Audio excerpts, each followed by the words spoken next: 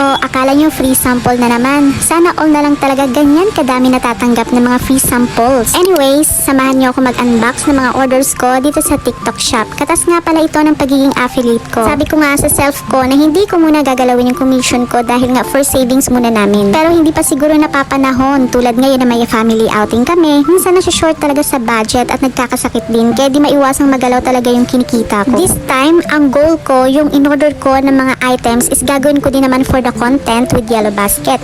Kumbaga, namumuhunan lang ako at iminamanifest ko sa self ko na ibabalik ko yung ginastos ko. Syempre, hindi naman lagi na umasa lang tayo sa free sample ni seller. Bonus na lang talaga yon at deserve naman natin na mag-check out paminsan-minsan ng mga wants and needs natin. Pero limits lang din at isipin pa rin ang future natin. Sabi nga sa kasabihan, mas masarap ang tagumpay kung pinaghihirapan. Yun lang mga mi, o siya, baka nabudol ko na din kayo. Ilalagay ko na lang yung link sa comment section kung saan ko nabili. Thanks for watching!